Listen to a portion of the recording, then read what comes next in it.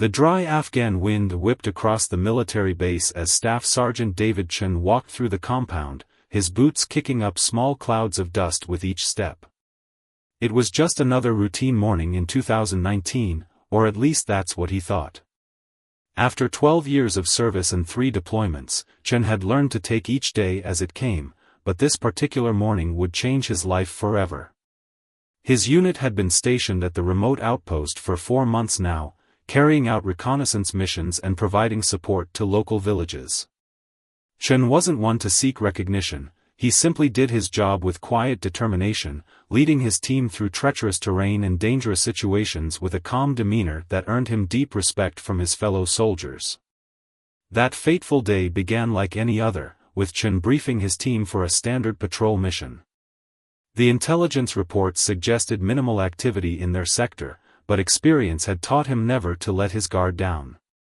As they moved through the rocky terrain, the silence was broken by distant gunfire. Chen's training kicked in instantly as he assessed the situation. A local school was under attack by insurgents. Without hesitation, Chen led his team toward the sound of gunfire. The school building came into view, and the situation was worse than they'd anticipated. Dozens of terrified children and teachers were trapped inside while armed militants had taken positions around the building. Chen knew they were outnumbered, but he also knew they couldn't wait for backup.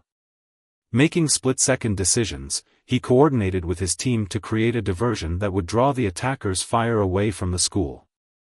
It was risky, but Chen had always put the safety of civilians first.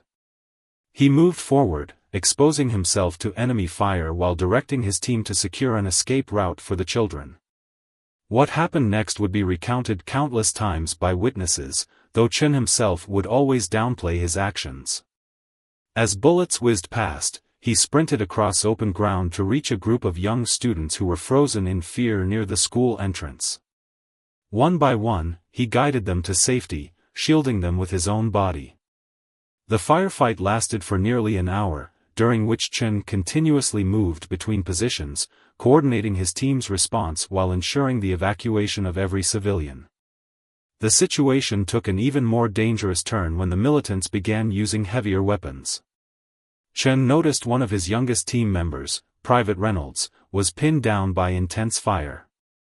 Without regard for his own safety, Chen created another diversion, drawing enemy attention while Reynolds made it to cover. It was during this maneuver that Chen was hit, taking a bullet in his shoulder, but he continued to lead and fight until reinforcements finally arrived. When the dust settled, all the children and teachers had been safely evacuated, and the militants were either captured or had fled. Chen's actions had saved dozens of lives, but he viewed it simply as doing his duty. In the following days, as medical personnel treated his wound, Chen repeatedly deflected praise, instead highlighting the teamwork that had made the rescue possible. His commanding officers saw it differently. They began preparing the paperwork for a Silver Star recommendation, recognizing Chen's extraordinary courage under fire. However, the bureaucratic process became entangled in red tape. Some argued that since the mission wasn't officially sanctioned as a rescue operation, it didn't qualify for the decoration. Others pushed back, insisting that Chen's actions exemplified the highest traditions of military service. What nobody knew then was that this apparent oversight would lead to an even more remarkable turn of events. As Chen recovered from his injury and returned to active duty, he remained unaware of the controversy surrounding his actions. He simply continued serving with the same quiet professionalism that had always characterized his career, never seeking recognition or glory for what he considered just another day of doing his job. The story of the school rescue gradually spread through military channels, shared by those who had witnessed Chen's courage firsthand. It reached the ears of senior military officials and eventually made its way to Washington, though Chen himself remained focused on his duties, leading his team with the same steady hand that had earned their trust long before that fateful day. But forces were already in motion that would bring this humble soldier's story to light in a way nobody could have predicted. The children he had saved hadn't forgotten. Their families hadn't forgotten. And soon, the world would know about the quiet hero who risked everything to protect those who couldn't protect themselves. 6 months after the school rescue, Chen found himself back home in Minnesota, adjusting to life at his new posting at Fort Richardson. The transition from combat zones to office duties wasn't easy, but he approached it with the same dedication he brought to everything else. His shoulder had healed well, though occasional twinges served as permanent reminders of that day in Afghanistan. What troubled him more than any physical discomfort was the fate of the school and its students. In quiet moments, he would think about those children's faces, wondering how they were doing. He had no way of knowing that halfway across the world, those same children were thinking about him too. One cold morning in February, Chen received an unexpected visitor at his office. Lieutenant Colonel Patricia Rodriguez, his former commanding officer from Afghanistan, had made a special trip to see him. As they sat across from each other, Rodriguez's expression was unreadable as she placed a thick folder on his desk. The Silver Star recommendation was denied, she said without preamble, knowing Chen preferred directness. Bureaucratic nonsense about mission parameters and proper channels. She watched his face carefully, but Chen merely nodded, showing no sign of disappointment. He hadn't expected any recognition in the first place. But Rodriguez wasn't finished. "There's something else you should know," she continued, opening the folder. "Remember Amira, the young teacher from the school?" Chen nodded again. How could he forget? She had helped him calm the children during the evacuation, showing remarkable courage under fire. Rodriguez pulled out a stack of letters, all written in careful English. "She's been teaching her students to write in English, and they've been sending letters. Hundreds of them. They've been arriving at various military offices for months now." She pushed the letters across the desk. Chen's hands trembled slightly as he picked up the first letter. The handwriting was childlike but clear. "Dear brave soldier, you saved my life and my friends. In my village, they call you the guardian angel. I want to be brave like you when I grow up." Letter after letter told similar stories, each one a testament to the impact of that day. Some included drawings, colorful pictures of a soldier helping children, the kind of artwork that only children can create with such pure emotion. Chen had to turn away for a moment, overwhelmed by the memories and the unexpected connection to those he had helped. But the story was about to take another turn. Rodriguez revealed that these letters had caught the attention of people far beyond the military chain of command. The local Afghan community had started a campaign, reaching out to international media and humanitarian organizations. They weren't just asking for Chen to receive a medal, they were sharing a story of hope and courage that transcended borders and politics. Word spread through social media, with thousands sharing the story of the soldier who risked everything to save a school full of children, only to be denied recognition because of bureaucratic rules. Journalists began investigating, interviewing witnesses and piecing together the events of that day. Chen found himself at the center of a story he never wanted to tell.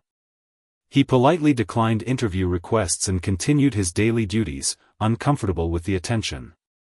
"The real heroes are those kids and their teachers," he would say whenever asked about it.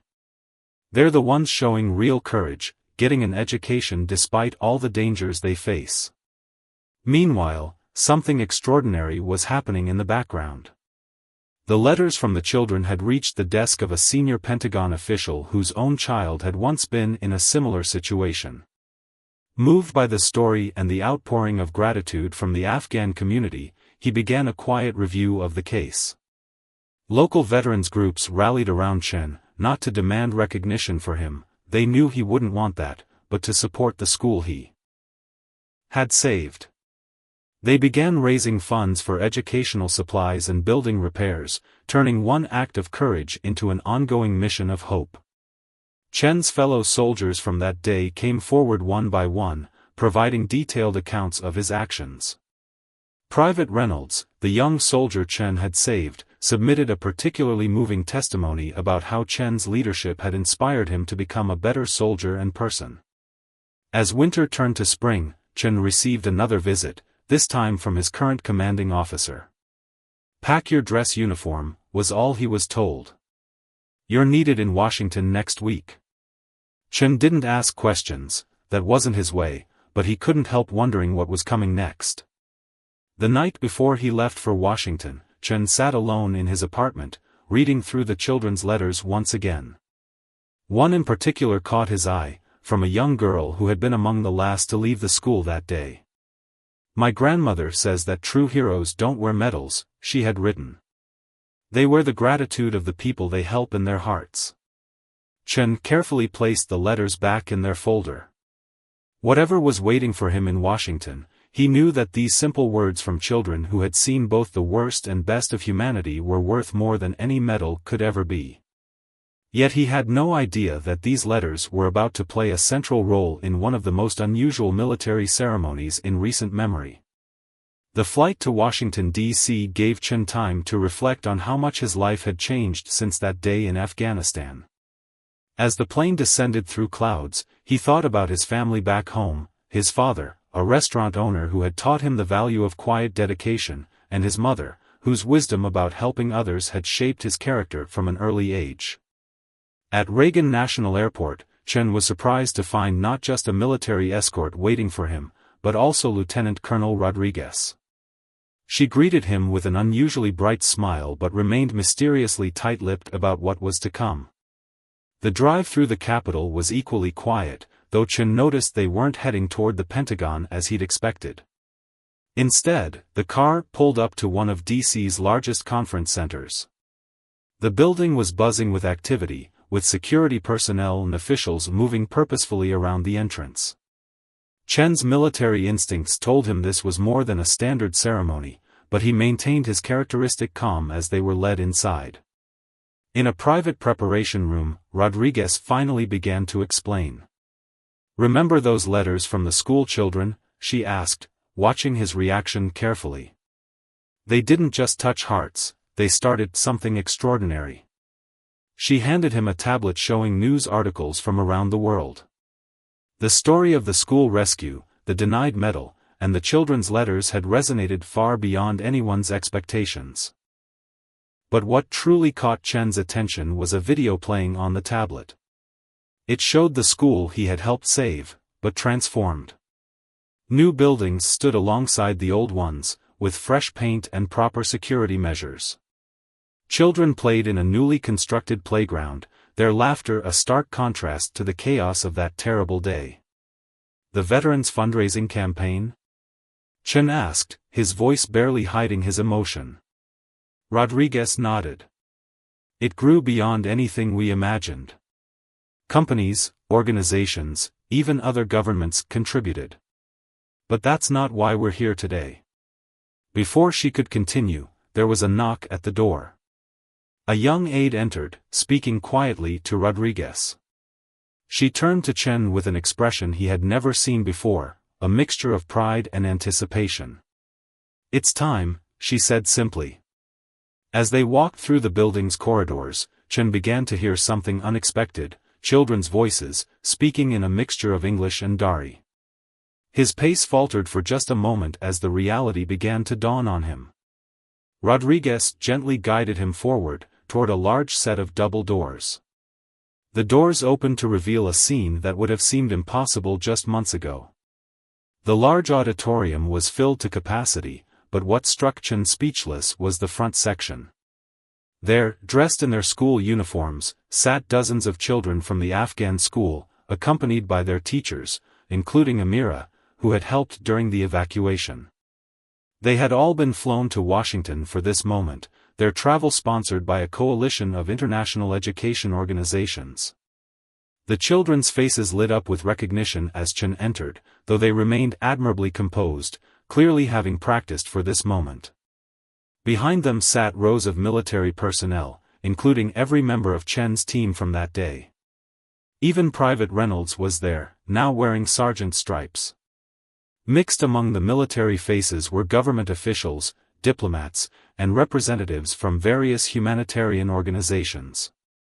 As Chen was led to his place on the stage, he noticed something else that made his heart skip a beat.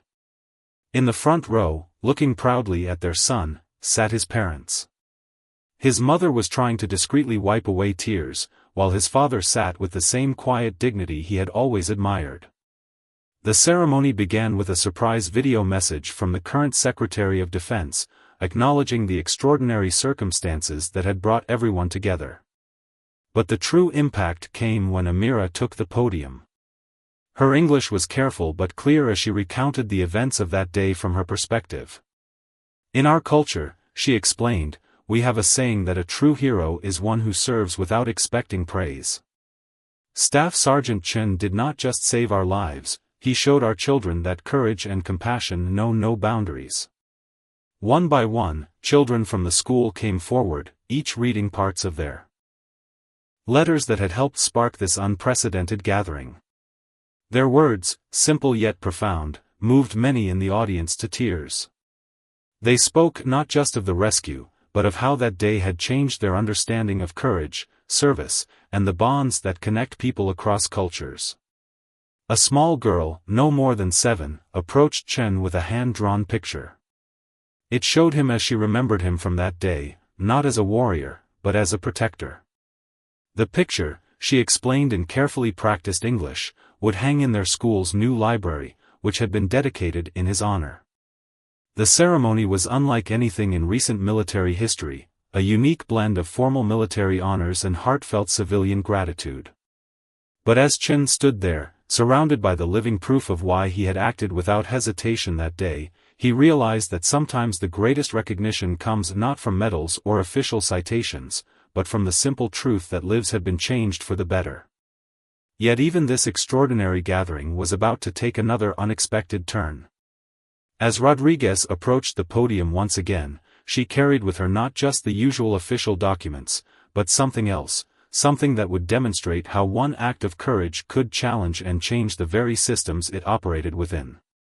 Lieutenant Colonel Rodriguez stood at the podium, her usual military bearing softened by the emotion of the moment.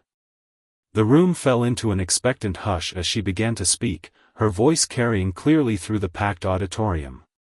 Today, we're not just recognizing an act of courage, she began. We're witnessing the power of how one person's actions can ripple outward, touching lives in ways we never imagined.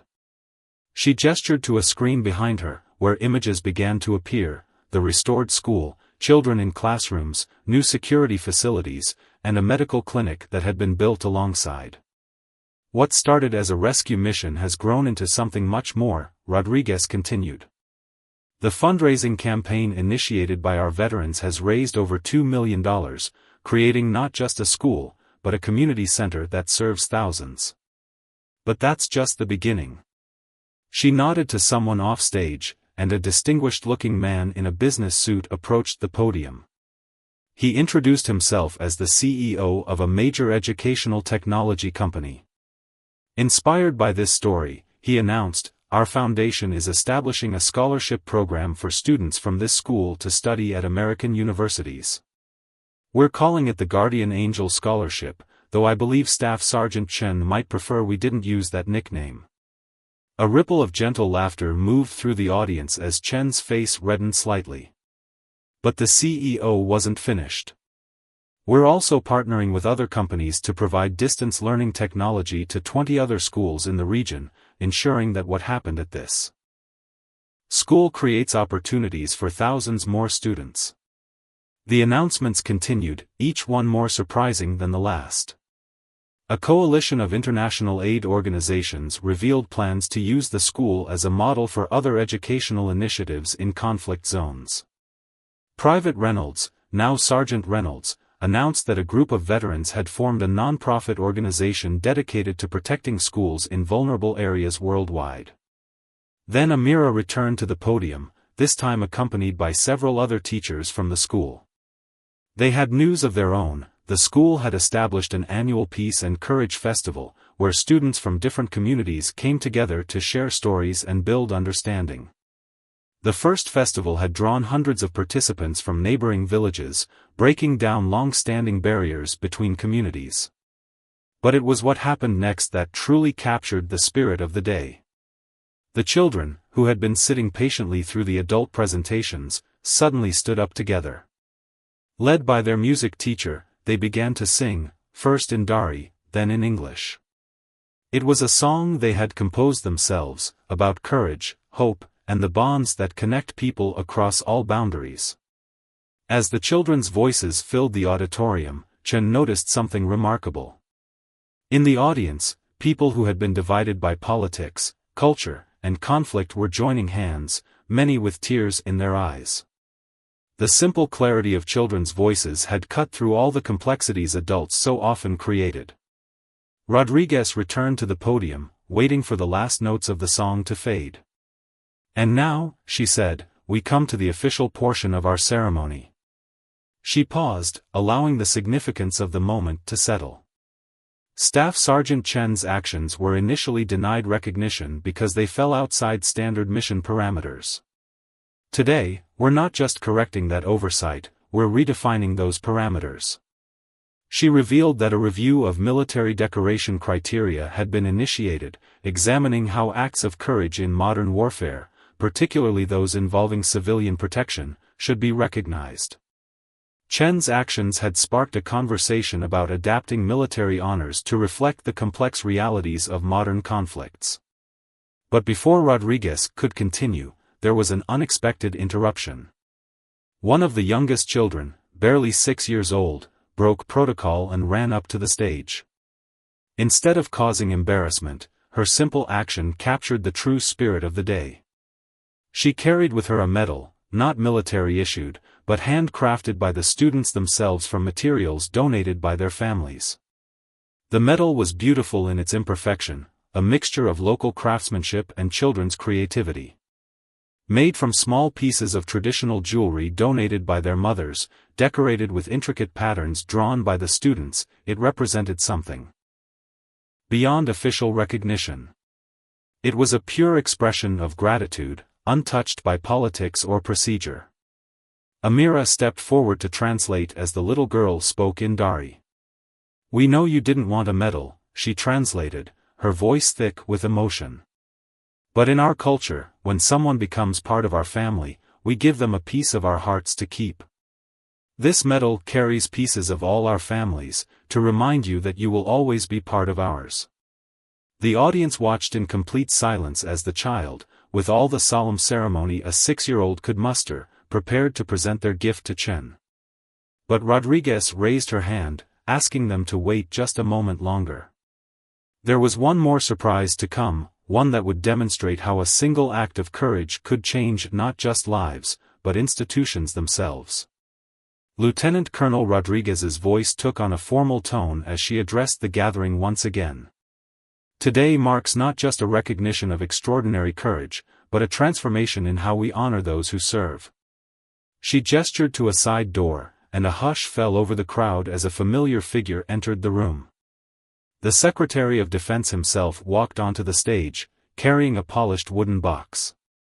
This was unprecedented, such ceremonies were usually conducted by lower-ranking officials. His presence signaled something momentous was about to happen. "Staff Sergeant Chen," the secretary began, "your actions have prompted us to look deep into our traditions and ask ourselves what truly defines courage in today's world."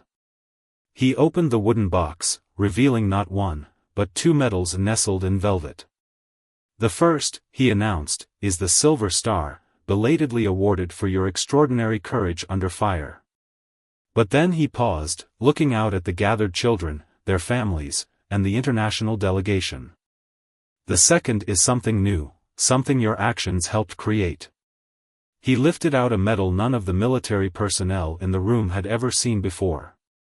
"Today, we introduce the Guardian of Humanity Medal, created to recognize acts of extraordinary courage in protecting civilians in conflict zones. This medal represents a new chapter in how we honor those who go above and beyond to save innocent lives." The secretary explained that Chen's actions had sparked a review of how the military recognized acts of courage that fell outside traditional combat situations. The new medal would ensure that future soldiers who risked everything to protect civilians would receive the recognition they deserved. "Staff Sergeant Chen," the secretary continued, "you will be the first recipient of this award, but not the last. Your actions have created a legacy that will inspire generations of service members to come. As the secretary prepared to pin on the medals, the little girl who had been waiting patiently with her handcrafted medal stepped forward again. The secretary, showing remarkable sensitivity to the moment, knelt down to her level. Through Amira's translation, he asked if she would like to present her medal first. What followed was a moment that would be remembered by everyone present. The child, with all the dignity she could muster, carefully pinned the handmade medal to Chen's uniform. Her small hands trembled slightly, but her face showed pure pride as she stepped back and gave a formal salute, something she had obviously practiced for days. Chen returned her salute with equal gravity, fighting to maintain his composure. The secretary then rose to pin on the official medals, but it was clear to everyone that the handcrafted medal held a place of honor among them. The ceremony continued with more surprises. A delegation from the Afghan government announced the establishment of a peace education center named after Chen. International education organizations revealed partnerships that would extend the impact of the school's success to other conflict regions. But perhaps the most touching moment came when Private Reynolds, the young soldier Chen had saved that day, took the podium. His voice shook slightly as he revealed that he had recently completed his teaching degree. Staff Sergeant Chen didn't just save my life that day, he explained. He showed me what it truly means to serve. When my military service ends next year, I'll be returning to Afghanistan as a volunteer teacher at the school. The children from the school had one final surprise. They presented Chen with a book, a collection of their stories, drawings, and hopes for the future. Each page represented how one act of courage had transformed not just their lives, but their entire community's vision of what was possible. One story particularly stood out. A 10th grade girl had written about how the school attack had initially made her want to quit her education. But witnessing Chen's courage had changed her perspective. I realized that day that courage isn't about not being afraid, she wrote. It's about doing what's right even when you are afraid. She was now planning to become a human rights lawyer. As the ceremony drew to a close, Chen finally rose to speak. Known for his quiet nature, many expected just a brief acknowledgement. Instead, he shared something he had never told anyone about that day at the school. He spoke about his own grandparents, who had fled conflict in search of education and opportunity, and how their stories had influenced his split-second decision to act. The medals are an honor, he said, his voice steady but filled with emotion, but the real reward is seeing these children continue their education without fear. That's worth more than all the medals in the world. As he finished speaking, the children spontaneously began singing again, this time a traditional song of their region, about hope and renewal. The simple melody carried a profound message about how courage and compassion could bridge any divide, heal any wound, and open doors to unimagined possibilities. The days following the ceremony brought changes that nobody could have predicted. As Chen sat in his hotel room that evening, still wearing his uniform with its new medals, his phone buzzed constantly with messages from around the world. The ceremony had been live-streamed, and the story had touched hearts across continents. But it wasn't the global attention that moved Chen most deeply. It was a quiet dinner that evening with the children and their teachers at a local restaurant. Away from the cameras and formal proceedings, the true impact of his actions became clear in the simple conversations and laughter shared over traditional Afghan and American dishes. The children spoke excitedly about their first trip to America, their eyes wide with wonder as they described seeing the monuments and museums of Washington, D.C. More importantly, they shared their dreams that now seemed possible because their school had become a symbol of hope and resilience. One of the older students, a quiet boy who had rarely spoken during the ceremony, finally shared his story. He had been trapped in the library during the attack, protecting two younger children by hiding them behind bookshelves. Now, he was developing a peer support program at the school, helping other children overcome their fears and trauma. Amira, the teacher who had helped during the rescue, revealed that the school had become a model for others in the region. Before the attack, families were afraid to send their children to school, she explained, her eyes bright with pride. Now we have a waiting list. Parents from neighboring villages see that education can survive even in the darkest times. The next morning brought another surprise. Chen's parents, who had remained quietly supportive throughout his military career, had arranged a breakfast meeting with several local business leaders from their community. These leaders, many of them immigrants themselves, had been so moved by the story that they wanted to create a scholarship fund for refugees seeking education in America. Your action wasn't just about saving lives that day, Chen's father said, breaking his usual reserve. It was about showing that courage can break down walls and create bridges. His mother, wiping away tears, added something in Chinese that made Chen smile, an old proverb about how a single act of kindness can ripple across generations. The impact continued to spread in unexpected ways. Military academies requested permission to use the school rescue as a case study in their ethics and leadership courses. It wasn't just about the tactical decisions made that day, but about the broader implications of military service in a complex world. Private Reynolds, soon to become a teacher at the school, had already begun organizing a network of veteran educators willing to volunteer their time and expertise in conflict zones. What happened at that school showed us that our service doesn't have to end when we take off the uniform, he explained during a planning meeting. The children's handcrafted medal sparked another initiative. Art teachers from across Afghanistan began working with students to create symbols of peace and courage, leading to a traveling exhibition that would visit schools around the country. Each piece told a story of resilience and hope, inspired by the events at their school. Local craftspeople who had contributed materials to the children's medal formed a cooperative, creating similar medals for other peacekeepers and humanitarian workers. Each medal was unique, incorporating traditional designs and materials, becoming a symbol of the community's gratitude and resilience. Chen received an invitation to visit other schools in the region, not as a soldier but as a bridge builder. Though still uncomfortable with attention, he understood that his story could help create understanding between different cultures and communities. Each visit strengthened the bonds between military personnel and the civilians they were sworn to protect. The new Guardian of Humanity medal began to change military culture in subtle but significant ways. Young officers and enlisted personnel alike saw that courage in protecting civilians was valued just as highly as traditional combat valor. It sparked discussions about the evolving role of military forces in a world where the lines between peacekeeping and combat were increasingly blurred. International aid organizations began incorporating elements of the school success story into their training programs. The combination of local community involvement, international support, and military protection became a model for educational initiatives in other conflict zones. Back at the school, the changes were even more profound.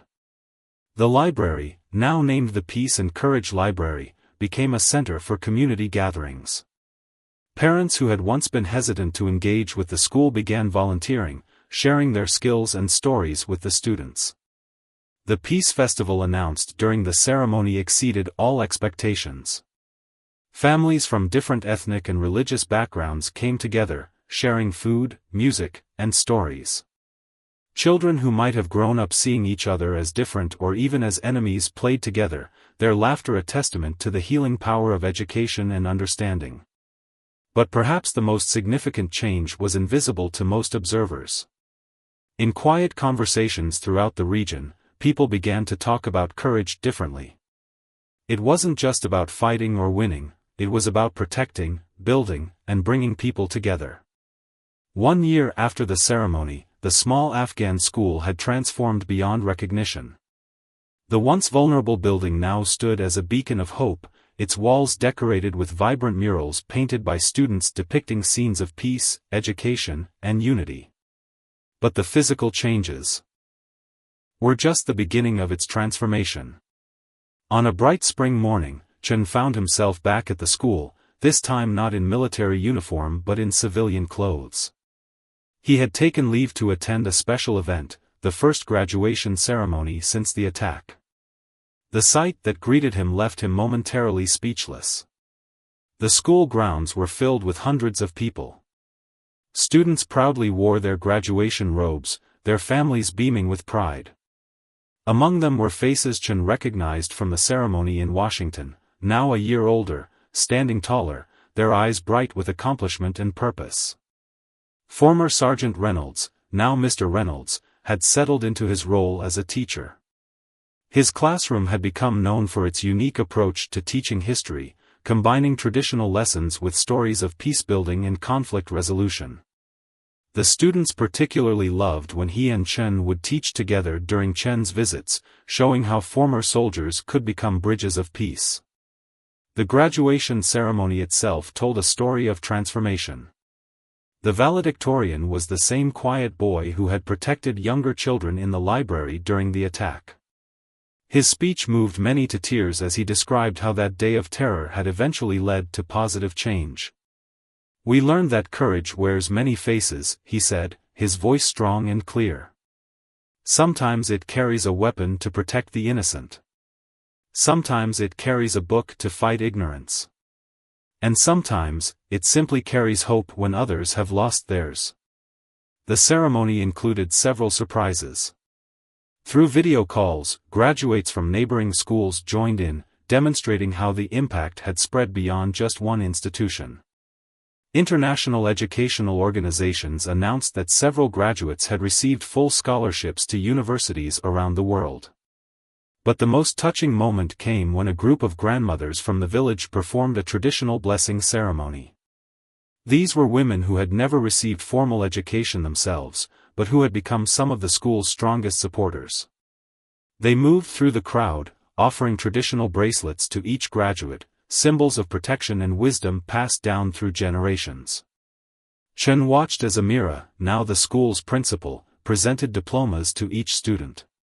She had grown into a powerful advocate for education in conflict zones, regularly speaking at international conferences about their school's journey from tragedy to triumph. Under her leadership, the school had become a model for others in the region. The Guardian Angel Scholarship, announced during the Washington ceremony, had exceeded all expectations. What started as a program for one school had expanded to support students from conflict zones worldwide. The first group of scholarship recipients was preparing to begin their university studies in the fall. During the celebration that followed the ceremony, Chen sat with some of the students who had been present during the attack. They were no longer the frightened children he remembered. One was heading to medical school, another had been accepted to an engineering program, and a third was planning to study international relations. "You know," one of them said to Chen, "that day changed us, but not in the way the attackers intended. They wanted to destroy our future, but instead, they made us understand how precious it is. They wanted to divide us, but they made us stronger together." The school's success had sparked a movement. Other communities in conflict zones began reaching out, asking how they could replicate the model. The veteran teacher program initiated by Reynolds had expanded to dozens of schools. Former soldiers found new purpose in protecting education rather than just fighting battles. International organizations took notice. The United Nations Educational Committee commissioned a study of the school's transformation, looking to understand how a moment of crisis had become a catalyst for positive change. Researchers found that the key lay not just in the physical security measures, but in the sense of community ownership and international solidarity that had developed. The children's handcrafted medal had inspired an annual tradition. Each graduating class now created their own symbol of peace and courage, adding it to a growing display in the school's main hall. These medals, each unique in design but united in purpose, told the ongoing story of the school's journey. Chen's own military career had taken an unexpected turn. While he continued his service, he had also become an advocate for what he called protective courage, the idea that true strength lies in the ability to shield and nurture, not just to fight. His experiences helped shape new training programs for soldiers operating in civilian areas.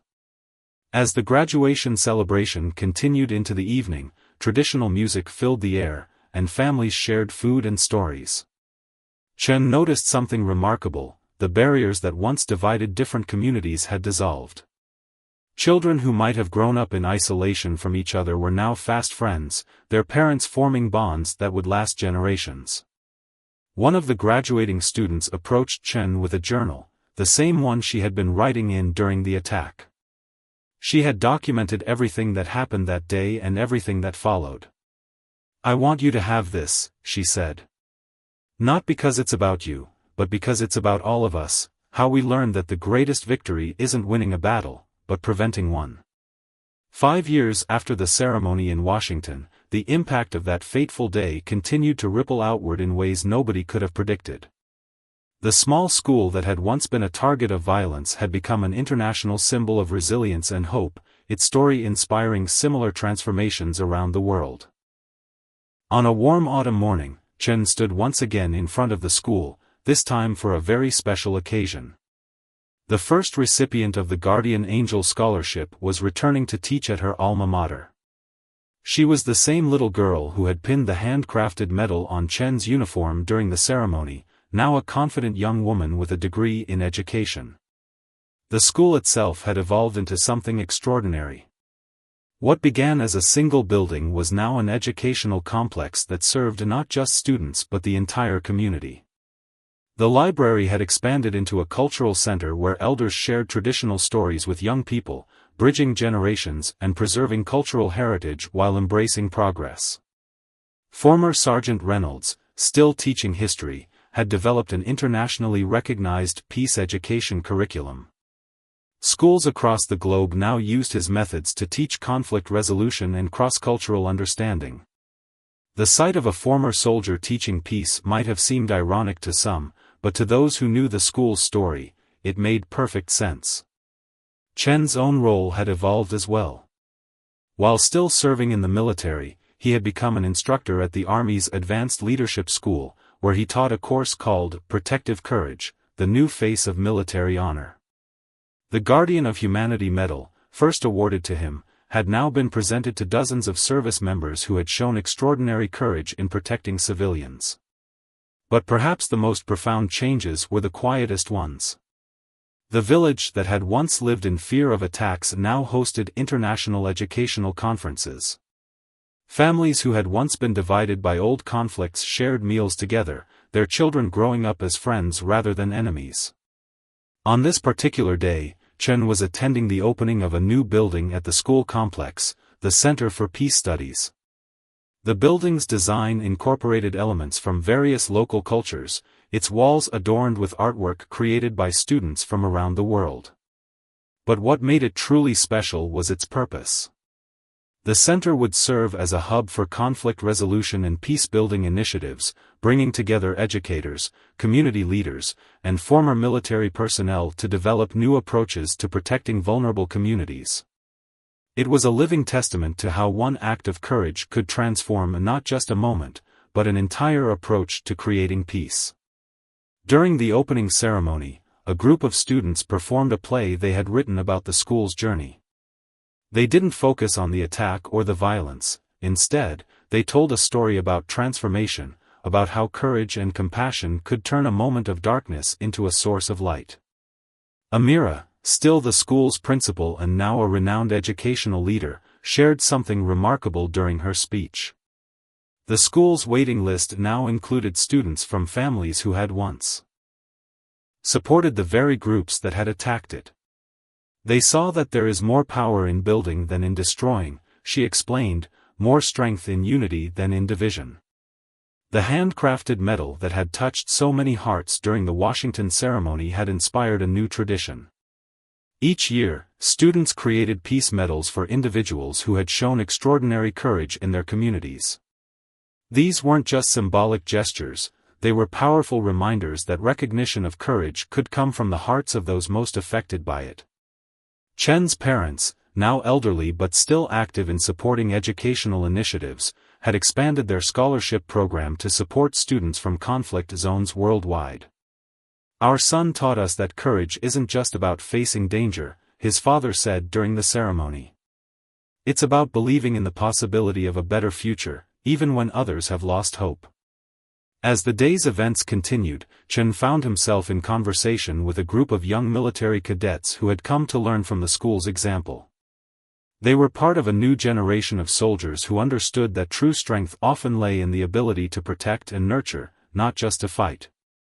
One of the original students, now a human rights lawyer, shared a perspective that captured the essence of the school's transformation. What happened here wasn't just about surviving an attack, she explained to the cadets. It was about learning that the greatest victory isn't in defeating an enemy, but in turning them into a friend. The day concluded with a traditional celebration that brought together people from all walks of life, military personnel and civilians, educators and students, local villagers and international visitors. As the sun set over the school grounds, the sound of children's laughter mixed with music and conversation in multiple languages. Chen stood quietly at the edge of the celebration, the weight of his original medals joined by the countless handcrafted symbols of gratitude he had received over the years. A young student approached him, holding a book. It was a collection of stories written by students over the past 5 years, documenting how their lives had changed. "You know what we learned from your story?" the student asked. "That courage isn't just a single moment of bravery. It's about what happens afterward, how we take that moment and use it to create something bigger than ourselves." As Chen looked out over the gathering, he saw the living proof of those words. The school had become more than a place of learning. It was a testament to the enduring power of courage, compassion, and the belief that even in the darkest moments, there is always hope for a brighter future. The story of the brave soldier who was denied a medal had become something far more meaningful than any official recognition could capture. It had become a story of transformation, of how one act of courage could spark a movement, of how protection was stronger than destruction, and of how the human spirit could turn even the most challenging moments into opportunities for growth and understanding.